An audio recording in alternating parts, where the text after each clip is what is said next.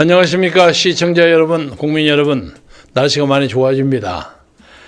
오늘은 여러분에게 예고해 드린 대로 우리나라에서 큰 정당이 되기 위해서 노력하는 많은 군소정당에 대해서 얘기해 보고자 합니다.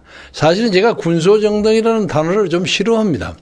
그래서 될 수 있으면 원외 정당이라고 많이 부르는데, 요새는 그 적은 규모의 원외 정당, 소위 군소 정당이 선거를 위해서 아주 무리를 해서 아주 열심히 노력을 해서 의원을 한 사람씩 모셔와요. 그러면 원내 정당이 된단 말이에요. 그래서 원외 정당이라는 표현을 쓰기가 좀 쑥스러워져서 할 수 없이 군소 정당이라는 표현을 씁니다. 요 본론 들어가기 전에 오늘 아침에도 기사를 통해서 한동훈 국민의힘 비상대책위원장이 사전선거 투표에서 도장을 반드시 찍어야 한다, 투표관리관에 날인을 해야 한다는 것을 다시 한번 강조하고 중앙선거관리위원회에 압력을 가했다는 기사가 떴습니다. 늦게나마 그렇게 강조한 것은 다행이라고 생각합니다. 그런데 제가 질문하고자 하는 것은 그냥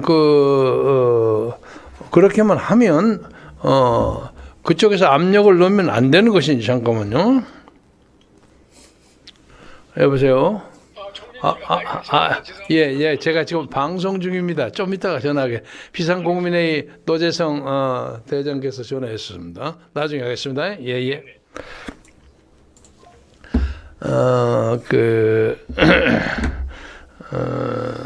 아니, 그것을 명령하는 대통령의 어떤 행정명령 이런 것으로 중앙선거관리위원회 그것을 지시하는 형식은 불가능한 것인지 제가 이걸 묻고자 합니다. 그냥 와, 당신들 해라. 그러니까 중앙선거는 우리는 하기 어렵소 이런단 말이에요. 이 선거투표관리법 정당법 185조 3항에 날인을 투표관리관에 찍도록 되어 있습니다. 대부분 판례도 있습니다. 그런데 이것을 자꾸 피하는 것을, 그러면 중앙선거관리위원회는 선거에 관한 누구의 말도 듣지 않고 그냥 자기 마음대로 가는 것이 옳은 것인지, 이 문제에 대한 근본적인 질문을 제기합니다. 오늘 모처럼 제가 이 사무실 건너편에 있는 국회 헌정기념관에 무슨 일을 보러 갔더니 선배 한 분이 당신은 흙과 벽을 분명하게 나누는 사람이야. 그래서 그게 무슨 말씀이에요? 이렇게 옷을 그렇게 입었네? 그러더라고요. 그냥 싸구려 옷을 목을 따뜻하게 하기 위해서 옷을 한번 입었습니다. 우선 이 소위 군소정당, 원외 정당이라고 표현할 수 어려운 군소정당, 적은 규모 정당에 대한 얘기를 좀 하겠습니다. 우선 대표적으로 이낙연 전 더불어민주당 대표, 그리고 국무총리가 이끌고 있는 새로운 미래 정당이 있고, 또 조원진 전 삼선 의원이 끌고 있는 우리공화당, 그리고 국민의힘 대표를 지낸 이준석 대표, 전 대표, 지금 이제 개혁신당의 대표가 끌고 있는 개혁신당. 이 세 개가 이제 메이저 군소정당입니다. 그 다음에 최근에 갑자기 아주 그냥 돌연변이처럼 화려하게 등장한 조국 신당. 조국 신당 하니까 중앙선거관리에서 이거 문제가 된다. 그래서 당명을 조국하고 신당 사이에 혁자를 하나 붙여서 조국 혁신당, 이름 하나를 근소합니다. 그 다음에 정광훈 목사의 자유통일당. 원래는 현재 대표는 장경동 목사입니다. 그리고 고영주 변호사의 자유민주당. 정당 이름 하나는 좀 끝내주죠. 자유민주당. 일본의 자유민주당, 자민당처럼. 그리고 내일로 미래로 하는 정당이 있는데, 이것은 옛날 신자민련을 했던 얼굴 보여주세요.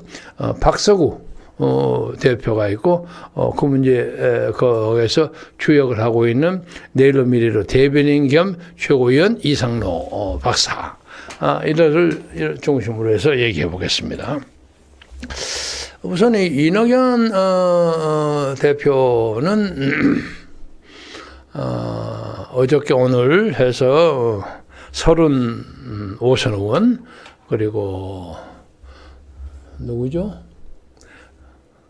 원내대표, 원내대표 이름이 있죠?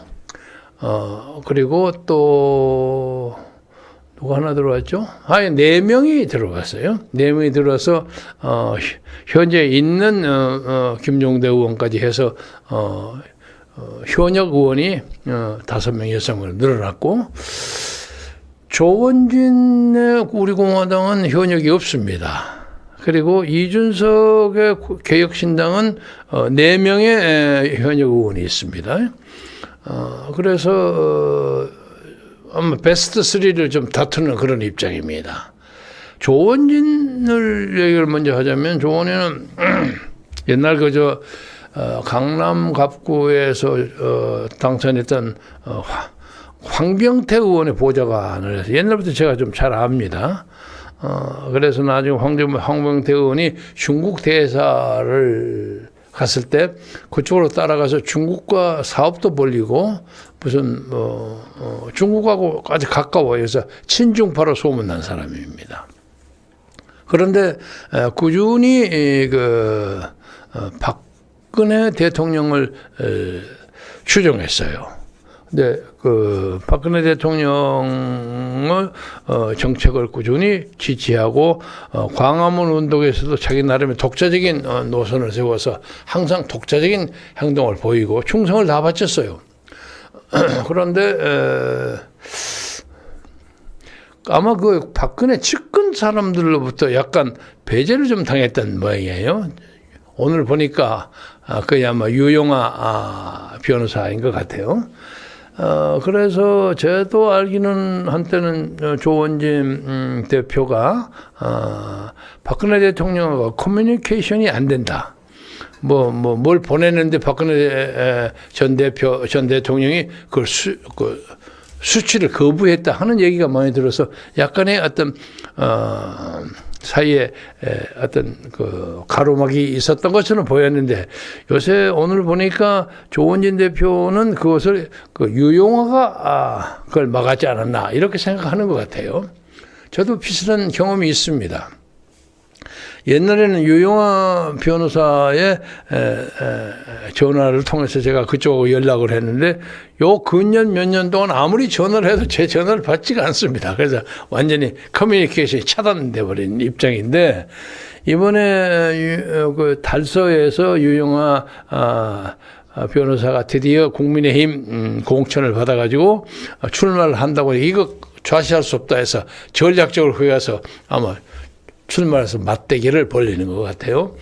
조원진은 사실 여부는 잘 모르겠습니다만 굉장히 당원 수가 많습니다.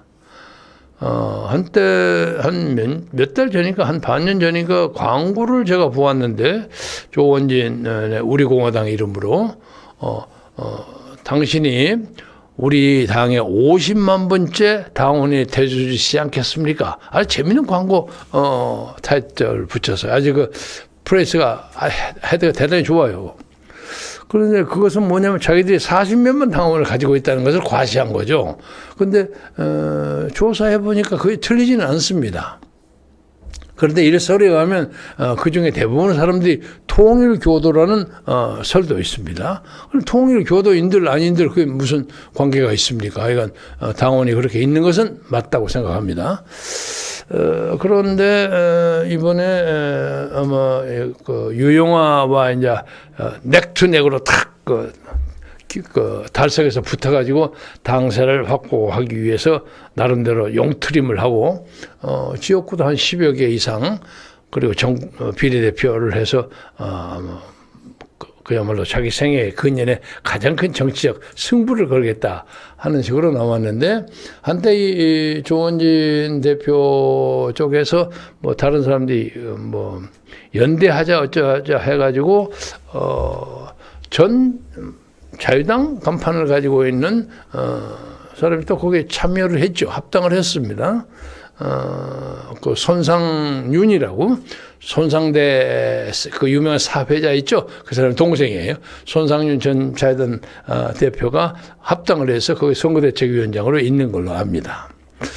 이제 그와 엇갈려서 이낙연은 의회 경험이 많고 국무총리하고 더불어민주당 대표도 해서 정치적으로 비중이 상당히 큰데 이재명과 같이 어울리지 못해서 일찌감치 보따리를 싸고 나왔어요.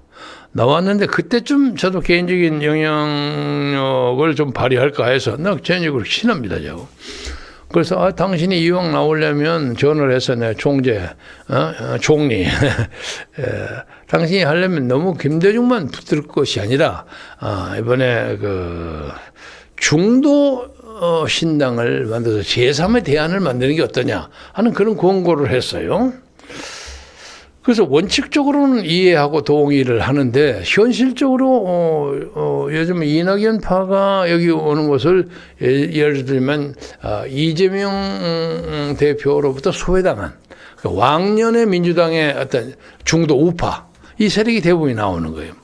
그러면 이쪽에 중도 좌파가 나오는 거예요.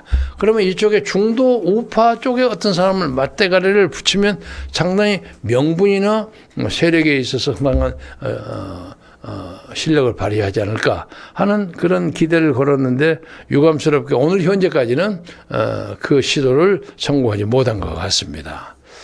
원래 이제 중도 우파 쪽으로 이준석의 그 세력을 모으려고 했는데 그것이 잘 엇갈리지를 못했어요. 처음부터 저는 그게 잘 안 된다고 보았습니다. 그래서 이준석은 자기가 가까이 했던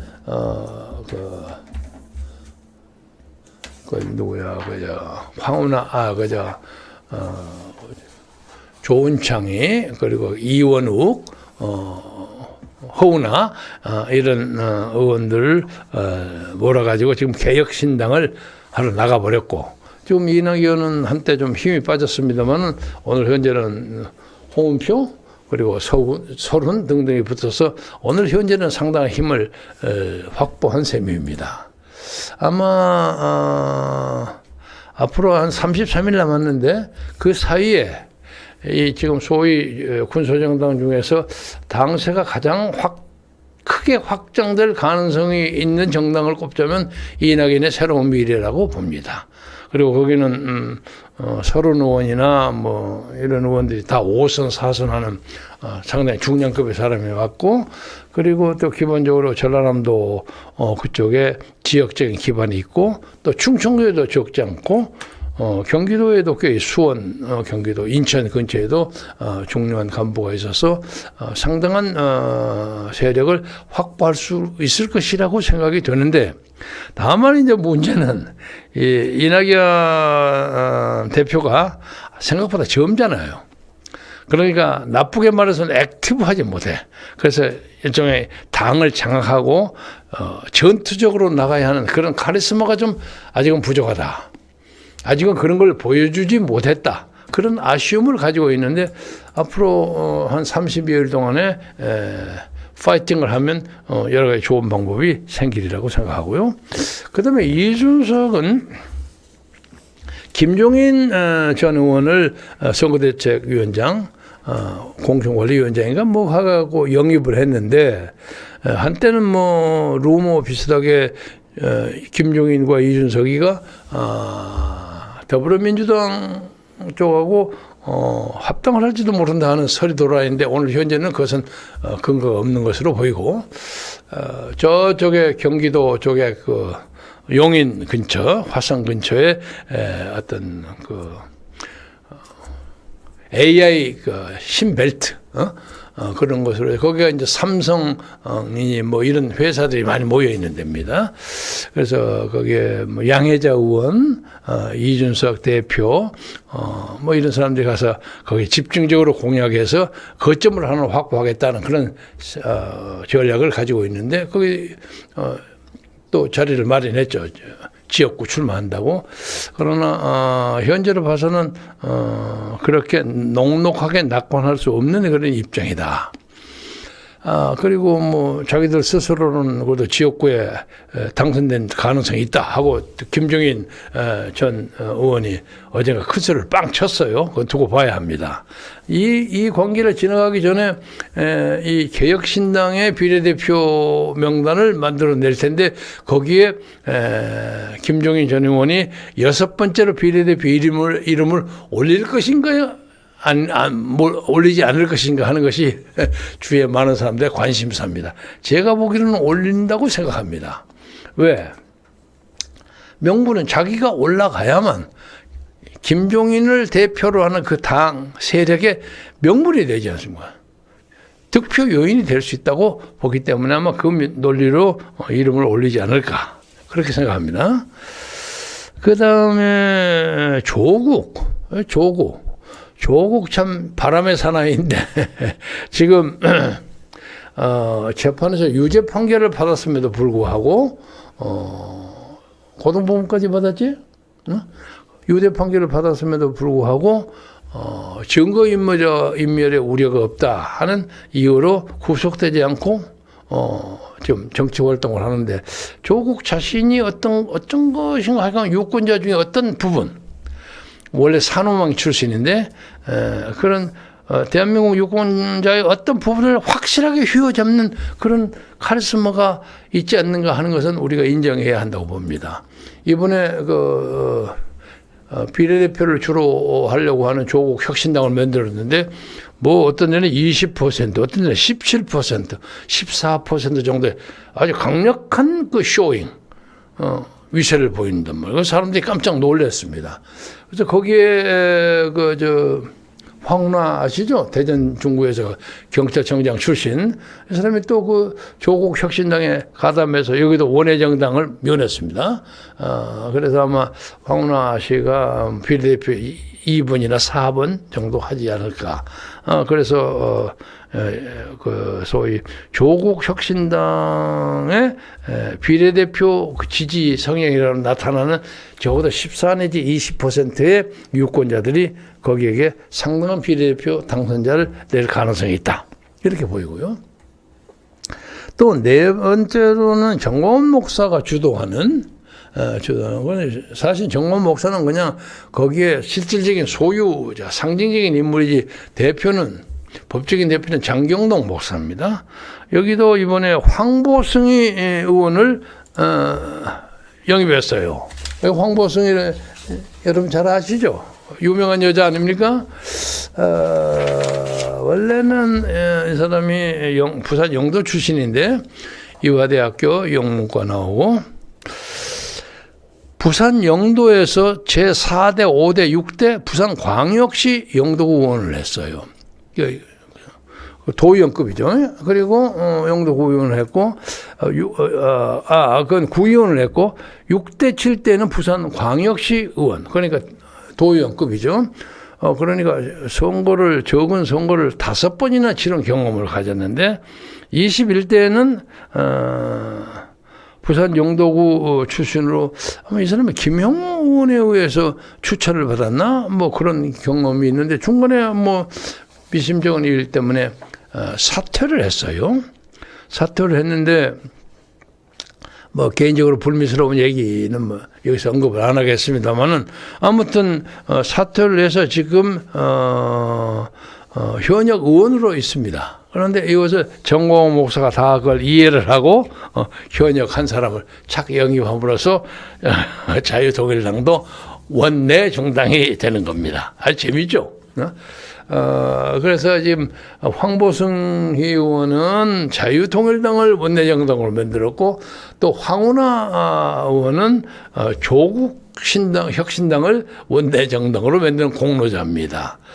앞으로 이 두 사람이 얼마만큼 표몰이를 할 수 있을지 두고 봐야 합니다.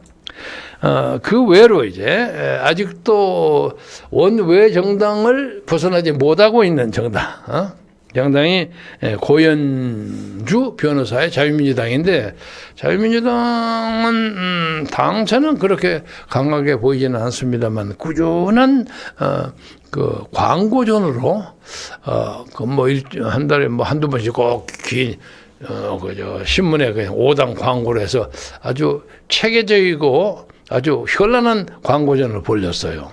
근데 그 광고 돈은 그렇게 많지는 않지만 그 광고를 위해서 김아무개 회장이라는 저도 아는 사람이에요. 그 사람이 꾸준히 그 돈을 서포트해가지고 광고를 꾸준히 냈는데 그러나 당내 재정 사정은 그렇게 강하지 않는 것처럼 보입니다. 그래서 한때 고영주 대표가 정광훈 목사 쪽을 갔다든가 자유통일당에 가서 이렇게 연대를 하자 하는 그런 제의를 했다는 소문이 있습니다. 확인은 된 건 아닙니다만 정광훈 쪽에서 thank you, but no thank you. 아이고 뭐 고마운 말씀이나 우리는 안 하겠어 하고 거절을 했다는 또 그런 소문도 돌아다니는데 아마 사실과 아주 많이 비슷할 겁니다. 그래서 나름대로 전국구 비례 그리고 지역구도 한 10여 명, 15, 16명의 출마를 준비하고 있다고 하는데 고영주 변호사는 여러분이 잘 아시다시피 문재인은 빨갱이다 하는 주장해가지고 재판에서 이긴 사람이에요. 그 사람의 타이틀 렛들어가 강력한 반공주의자 이런 타이틀을 가지고 있고요. 그 다음에 아직도 마찬가지로 고영주의 자민당과 마찬가지로 원내 정당을 아직 못한 원내 정당의 입장을 가지고 있는 정당이 내일로 미래로 그 사진 좀 보여주세요. 여기다 띄우세요. 이 박서구 시청자들이 됐어요. 박서구 내일로 미래로 대표와 거기를 주역을 하고 있는 이상로 내일로 미래로 대변인 겸 최고위원 하는 사람이 주역을 하고 있는데 지금 이 정당은 당세는 그렇게 크지는 않습니다만 명목상으로 그 전에 있었던 자그마한 군소정당 한 10여 개를 모은 정당이에요. 그 이름 좀 보여주세요. 충청미래당, 한국국민당, 직능자영업당, 신한반도 평화체제당, 대한당, 기독당, 한국독립당, 모두 함께당, 국민참여신당, 가락당 이렇게 10개를 모아서 집당을 모았어요. 그래서 등록된 그 당원수는 몇만 명에 불과하지만은 자기들이 중도 보수, 중도 우파를 대변할 수 있다 하고 큰 소리 치고 있어요. 자신하고 있어요. 그래서 아까도 말씀드렸던 이낙연 대표가 중도 좌파와 중도 우파를 통합하는 제3의 선택을 한다면 제가 이 내일로 미래를 좀 붙여드리고 싶었는데 현실적으로 그것이 좀 어렵게 되어 있습니다. 그리고 이 현재 상태로서는 우리가 주목해야 할 만한 것이 조국이 과연 얼마큼 올라가느냐. 그래서 조국은 선거가 끝나면 더불어민주당하고 합당을 추진할 겁니다. 그래서 아마 올 8월로 예정되고 있는 민주당의 전당대회에서 아마 조국과 이번에 당의 결정에 탈락 결정에 승복한 누구지? 임종석 전 대통령 비서실장 둘이가 당권을 가지고 격돌하지 않을까. 그래서 따로 나가서 조그만 초과상권을 만들기보다는 거기 앉아서 약간의 모욕감과 좌절을 참고 기다렸다가 더불어민주당을 한번 먹어보겠다 하는 그런 야망을 가지고 있다고 판단이 되는데 개인적으로 활동하는 그 모습이나 막 악수하는 모습이나 이재명한테 탁 악수고 절하는 모습이나 이게 사람들에게 약간의 그 신비감을 주는 그런 연기는 참 잘하는 것 같아요. 그러나 이제 이 사람이 이제 국민 앞에 가지고 있는 어떤 그 정의롭지 못한 태도, 그리고 그 딸 조민의 그 의학전문대학원 입학하기 위해서 벌였던 문서 위조 이런 문제 때문에 뭐 돈을 먹거나 그런 건 아니지만 문서를 만들고 이런 것이 그의 정책 이미지에 아주 상당히 걸림돌이 됩니다. 그런데 많은 사람들이 또 이렇게 생각해요. 정도의 차이는 있지만 지난 한 10년, 한 20년 가까이 10년 동안에 강남을 중심으로 한 이 나라의 중산층의 그 아줌마들, 어머니들이 조국 같은 문서 만들고 그래가지고 자식들 좋은 데 보내려고 애쓰던 사람이 한두 명이냐? 의뢰 그런 거 하는 거 아니냐 하는 어떤 공동적인 범죄의식을 공유하고 있어. 참 놀랄 노자입니다. 그래서 그것을 그렇게 큰 죄로 생각하지 않는 사람도 또 있더라. 생각보다 많더라. 그래서 이 비례대표에서 조국에게 이만큼 쏠리는 거 아니냐. 이 안에는 사상적으로 산호명 출신이기 때문에 친북적이고 상당히 사회주의적인 생각을 가진 사람뿐만 아니라 조국이가 가지고 있는 그 혐의, 그 재판받고 있는 문제가 그렇게 큰 죄가 아닐 수 있다는 생각을 가진 그런 혐의에 굉장히 무감각한 상당히 많은 유권자가 있다는 것에 정말 놀랄 노자입니다. 그와 비슷한 동일한 논리에서 아직은 크게 나타나지 않았지만 엊그제 옥중에서 창당을 한 송영길 전 대표도 마찬가지입니다. 송영길 대표 문제는 지금까지 우리나라 의정사에 옥중 출마한 사람은 참 많았어요. 손주왕 같은 사람 돌아가셨지만 아주 투사인데 전라북도 사람이에요. 무슨 이유 때문에 옥중에서 출마를 해서 당선한 경력이 있어요. 그러나 송영길처럼 옥중에서 창당을 한 사람은 처음이야.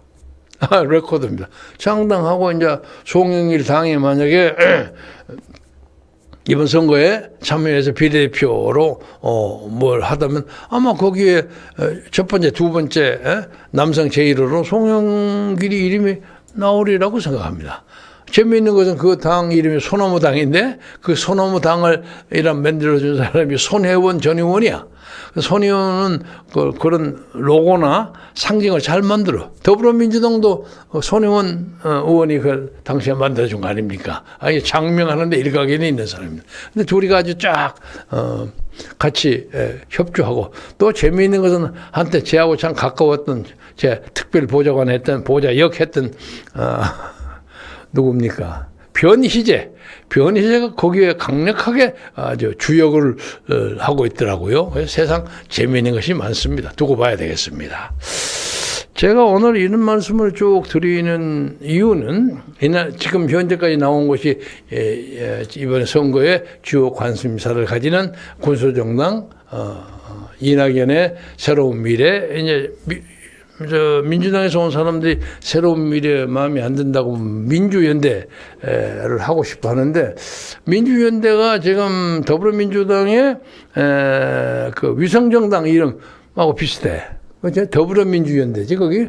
그러니까 민주가 들어가면 좀 곤란하다 해서 반대하는 사람도 있고, 또 하나는 지금 새로운 미래로 법적으로 등록이 돼 있기 때문에 일단 그쪽으로 가는 것이 논리적으로 맞다 해서 새로운 미래를 당분간 유지한다고 봅니다.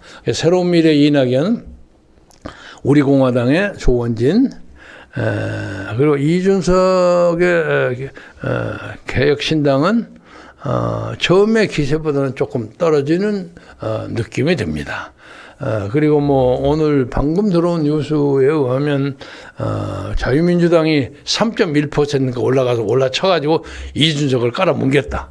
그런 보도가 있는데 이건 앞으로 좀 추후 보도를 보아야만 알겠습니다. 그러니까 이 3%, 득표율 3%가 이 턱걸이입니다. 3%를 하면 한 명이나 두 명이 될 수 있고, 그거 못하면 아무리 아우성을 쳐도 비례대표를 생산할 수가 없다. 그리고 이제 이 비례대표 선정과 과정에서 지금 더불어민주당의 이재명 대표가 공격을 많이 받죠. 왜? 보통 이제 제1당과 제2당이 비례대표 46석, 하나 줄여서 47석에서 46석 됐죠. 그래서 한 20석 정도를 확보하리라고 생각하는데, 더불어민주당 경우에는 그 20석 중에서 첫 번에 1등부터 10등 사이를 전 진보당, 통합진보당 출신들로 딱 채워줬어요. 그러니까 그것은 결과적으로 뭘 얘기하냐. 한때 우리나라에서 합법적인 정당이 아니라고 해서 해산 명령을 받은 통합진보당, 동일노동당인가? 뭐 그런 세력들이 이 비례대표의 합작 작업 때문에 공식적으로 대한민국 국회에 들어와서 일정한 자리를 잡아서, 그리고 자기가 북한 문제나 이런 문제에서 그 합법성 여부를 아슬아슬하게 벗어나는 발언을 불사할 것이며, 다시 말하면 그것이 우리나라 체제가 자유민주주의에서 사회민주주의나 혹은 다른 데로 돌아가는데 결정적인 역할을 하는 것이 아니냐 하는 우려가 많습니다. 그래서 옛날 자유당 시절에 있었던 국회 뿌락지 사건, 김약수 부의장, 예, 그런 현상이 이번에 22대에서 벌어지지 않을까, 그런 우려들이 있습니다. 그것 때문에 중도 혹은 보수층의 유권자들이 더불어민주당을 상당히 이상한 눈초리로 봅니다. 정말 얘들이 진짜 그쪽으로 가는 거 아닌가 하는 느낌을 가지고 있고요. 또 하나는 이와 관련해서 꼭 짚고 넘어가야 할 것은, 그 많은 사람들이 부정선거 문제에 대해서 그렇게 난리 법석을 치고 목매이게 외쳐도 참 태평연세야. 더불어민주당에서는 아무도 그 문제에 대해서 문제를 제기하지 않아요. 기가 막혀. 이건 기가 막힐 정도가 참으로 기이한 현상이야. 그래서 사람들은 더불어민주당은 중앙선거관리위원회의 핵심과 뭔가 연계가 있는 거 아니냐 하는 느낌을 가지는 거야.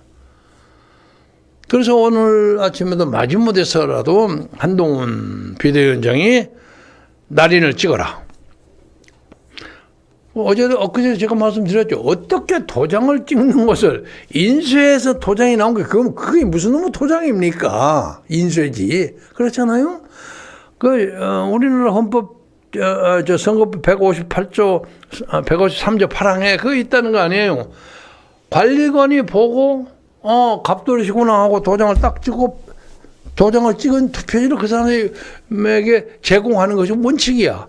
그런데 그냥 보고 갑돌이에요. 그리고 도장 찍혀지는 거, 인쇄된 걸 갖다 주는 거야. 그럼 도장 찍어놓으면 관리관이 뭐하라고 앉아 있습니까? 의미가 없죠. 사람만 확인하고 그냥 줘요?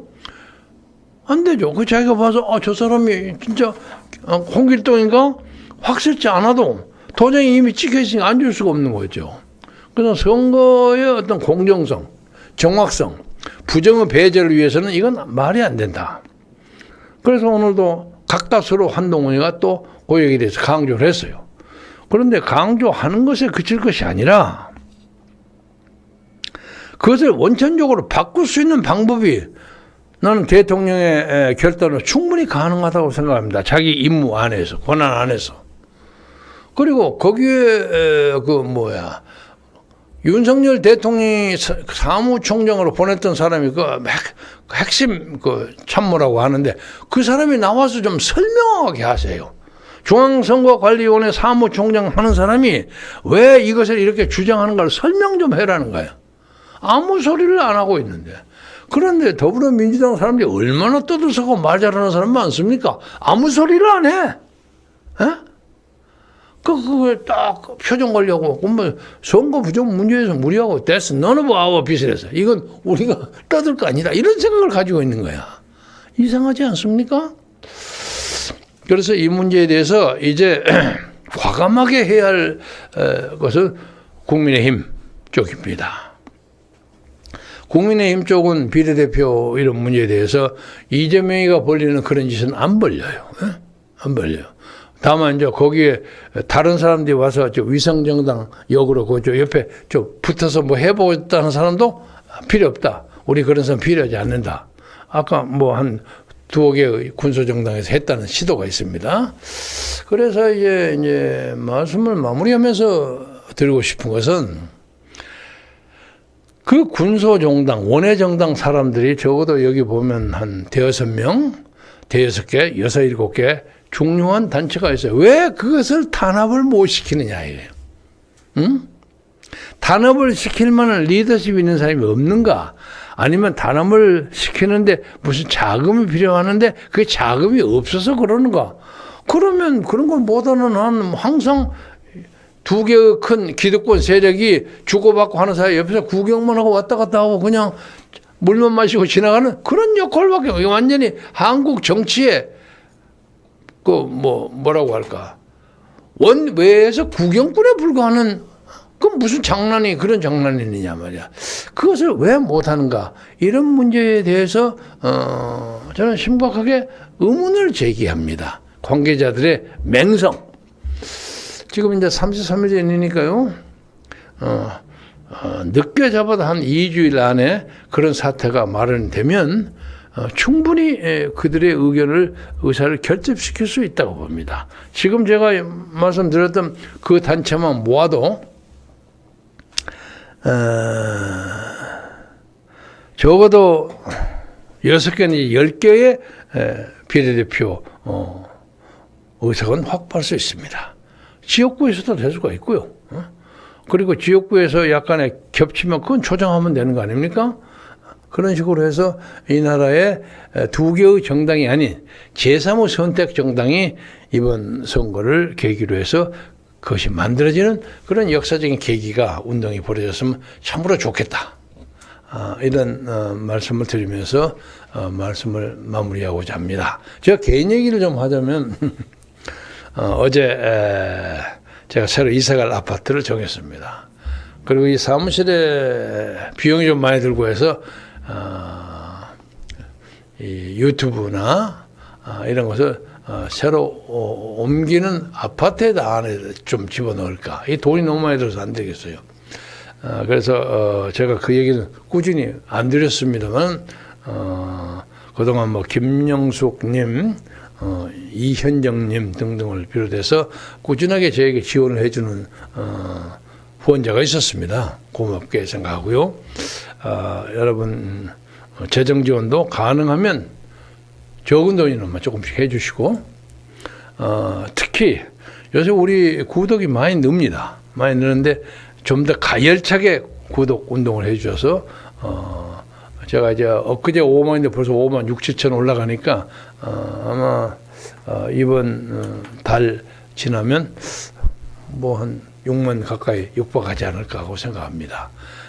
다른 사람들은 그까짓 거 갖고 뭐하러 하냐 하는 친구들도 있긴 있습니다. 근데 주로 제 가까운 친구들이 옛날 소꿉장난 친구들이 정치에 대해서 잘 모르면서도 그거 뭐하러 하냐 그냥 바둑이나 들고 놀러 다니지 이런 사람이 있어요. 그러나 지난번에도 말씀드렸듯이 이 나라의 중요한 사람들은 전부 제 유튜브를 봅니다. 방금도 점심 먹으러 갔다 우연히 유경현 전 의원 헌정 회장하고 지금 헌정의 원로회 의장하는 제 선배가 있어. 나 당신 엊그제 그거 봤어. 그거 재밌대. 나 꾸준히 봐. 많은 사람들이 그 보는 걸 코멘트합니다. 그래서 일정한 영향력은 가지고 있다고 감히 자부합니다. 그래서 제가 능력이 있고 힘이 있고 정신이 말짱할 때까지 열심히 노력해서 여러분과 함께 지나가는 우리의 역사, 앞으로 오는 역사, 미래 이런 문제에 대해서 같이 토론을 하는 그런 대화의 광장을 유지하고자 합니다. 여러분의 기타 없는 지원과 이해와 사랑을 부탁드려 마치겠습니다. 경청해 주셔서 대단히 감사합니다.